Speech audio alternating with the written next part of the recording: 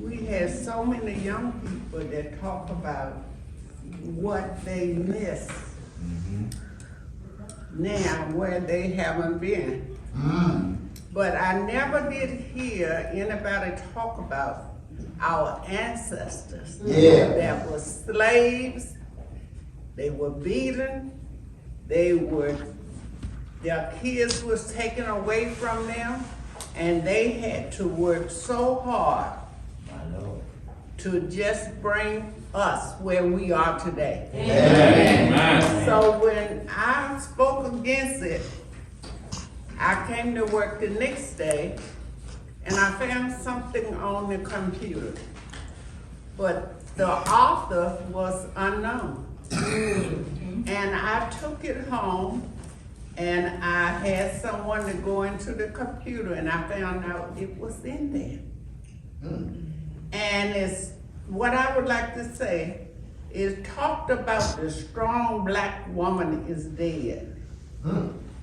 The strong black woman is dead. On August the 15th, 1999 at 11:55 p.m., while struggling with the reality of being a human instead of a bird, the strong black woman passed away. Medical source says she died from natural causes, but those who knew her, she died from being silent when she should have been screaming, smiling when she should have been raging, from being sick and not wanting anyone to know because her pain might inconvenience someone. She died from an overdose of other people clinging to her when she didn't even have the energy for herself. Hallelujah. She died from loving men who didn't love themselves and could only offer her a crippling reflection. She died from raising children alone, but not being able to do a complete job. But she died from the lies her grandmother told her mother, and her mother told her about life, men, and racism. She died from being battered by someone who claimed to love her.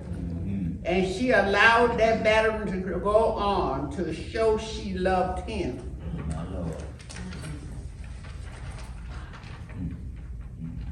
She died from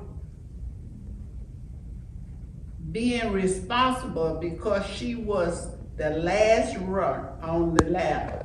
And there was no one under her she could dump on. The strong black woman is dead. She died from the mother birth of children she never really wanted to, but was forced to have. She died from tolerating Mr. Pitiful, just to say she had a man in the house.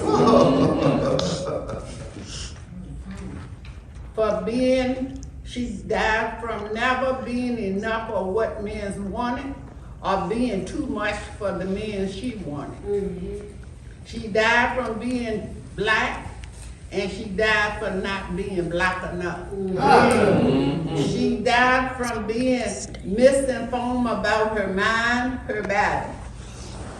She died from the loneliness in birthing room and loneliness in abortion center.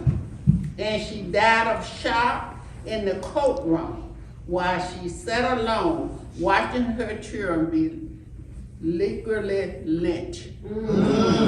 She died in the bathroom with her veins bursting open with self-hate and neglect. She died in her mind, fighting life racism and men, while her body was crated away and sliced in a human warehouse for the spiritual mutilation. And sometime when she refused to die And everything what she really wanted was to do was to be a singer, a dancer, or some magnificent other.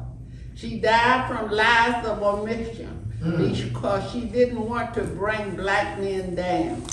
She died from raised memories of being snatched and raped and snatched and sold and snatched and breeded and snatched and whipped and snatched and worked to death. The strong black woman, she died from the punishment of receiving for being honest. Oh, My Lord.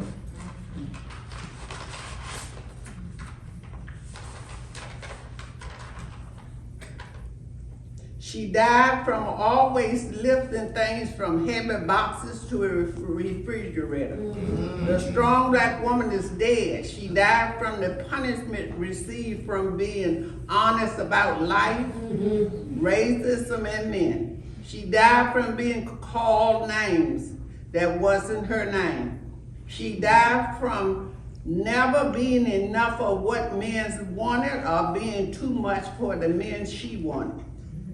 The tall, strong black woman is dead.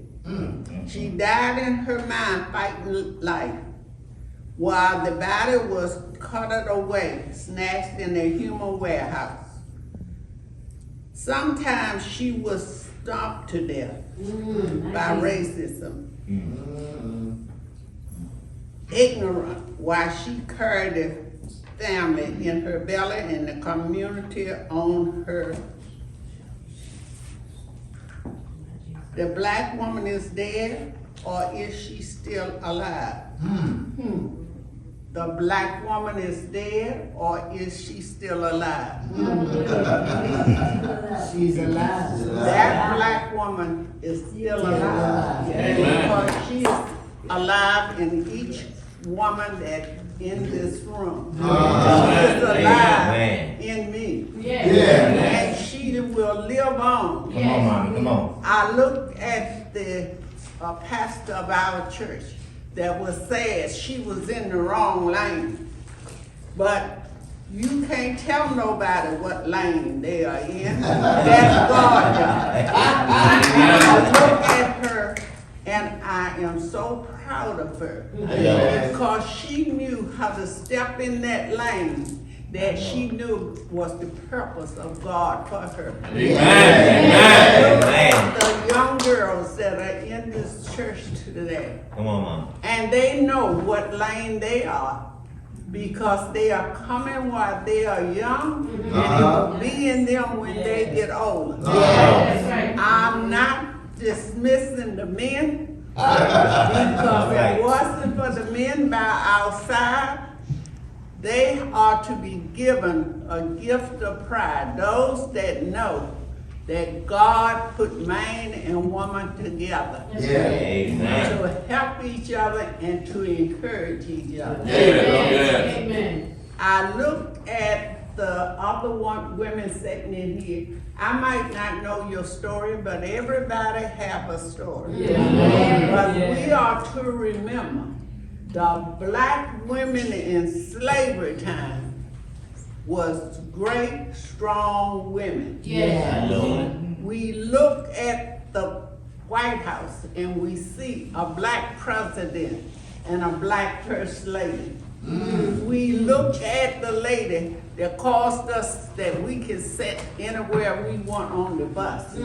So I can't say that they didn't make a path for us because the great black lady, they prayed for this day we have. And we have to pray for what God have done for us.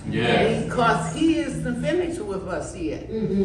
He might pick this black people because he know we would be strong. And he know we would listen and pray. And I said to the people in here, the black woman isn't dead. She's living in you, me. The strong black woman still lives.